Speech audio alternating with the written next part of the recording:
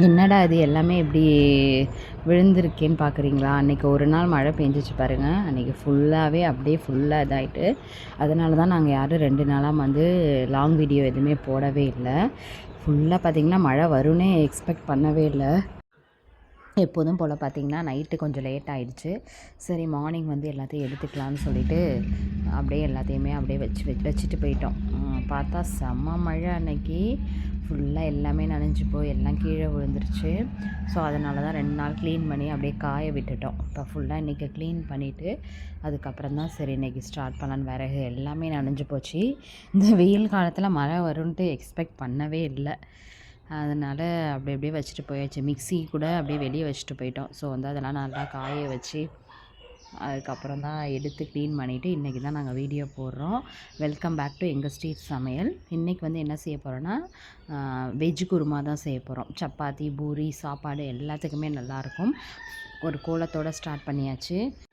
Morning பார்த்திங்கன்னா எங்கள் area இப்படி தான் இருக்கும். வியூ சூப்பராக இருக்கும். அந்த மாதிரி காற்றுமே செமையாக அடிக்கும். நல்லா ஈவினிங் டைமில் சமைக்கிறது வெயில் இல்லாமல் சூப்பராக இருந்துச்சு. இப்போ வந்து பார்த்திங்கன்னா அடுப்பெல்லாம் ஃபுல்லாக க்ளீன் பண்ணி அடுப்பு எல்லாமே நனைஞ்சு போச்சு. செம்ம மழை, செம்ம காற்று. ஸோ வந்து அடுப்பெல்லாம் க்ளீன் பண்ணி வச்சுட்டு அதுக்கப்புறம் தான் அந்த இடத்தெல்லாம் ஃபுல்லாக கழுவி விட்டுட்டோம். யாரெல்லாம் அந்த மழையை எக்ஸ்பெக்ட் பண்ணீங்க இப்படி வரும்னு சொல்லிட்டு. ஒரு விதத்தில் நல்லதுனாலும், அதாவது சில டைம் வந்து இந்த மாதிரி மழை திடீர்னு பெஞ்சிச்சுன்னா நமக்கு வந்து ஹீட்டை வந்து கிளப்பி விட்டுடும். ஸோ அது மாதிரி நிறைய பேருக்கு உடம்பு சரியாமல் ஆகிடும். வந்து எல்லாம் வந்து இப்போ தான் வந்து ஃபுல்லாக எல்லாம் கட் பண்ணி வச்சுருக்கோம். எல்லா காய்கறியும் போட்டு பண்ணுறது ஹெல்த்தியும் கூட.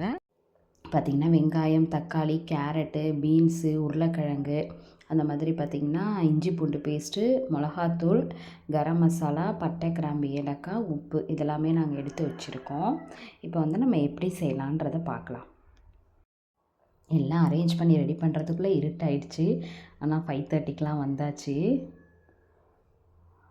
ஸோ வந்து இப்போ தான் விறகெல்லாம் ஈரமாயிட்டதுனால கொஞ்சம் டைம் ஆயிடுச்சு பற்ற வைக்க.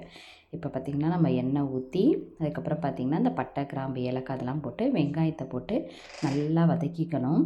வெங்காயம் எல்லா டிஷ்ஷில் எந்த அளவுக்கு வதங்குதோ அந்த அளவுக்கு தான் டேஸ்ட்டு நல்லாயிருக்கும் நமக்கு.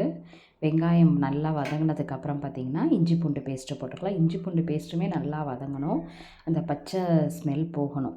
அதுக்கப்புறம் பார்த்திங்கன்னா தக்காளி ஆட் பண்ணிக்கலாம். தக்காளி ஆட் பண்ணிவிட்டு அதெல்லாம் வதங்கினதுக்கப்புறம் நம்ம வந்து எல்லா காய்கறியுமே ஆட் பண்ணிக்கலாம். பசங்க வேறு எல்லாம் மாடிக்கு வந்துட்டாங்க. ஸோ கொஞ்சம் டஃப்பாகவே போச்சு. இப்போ வந்து தக்காளி ஆட் பண்ணியாச்சு.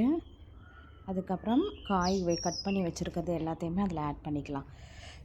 எல்லா காயும் ஆட் பண்ணதுக்கப்புறம் நல்லா வதங்கிட்டு பார்த்திங்கன்னா வீட்டில் அரைச்ச குழம்பு மிளகாத்தூள், அதுக்கப்புறம் பார்த்திங்கன்னா தனி மிளகாத்தூள், கரம் மசாலா, இதுதான் இந்த வெஜ் குருமாவுக்கு.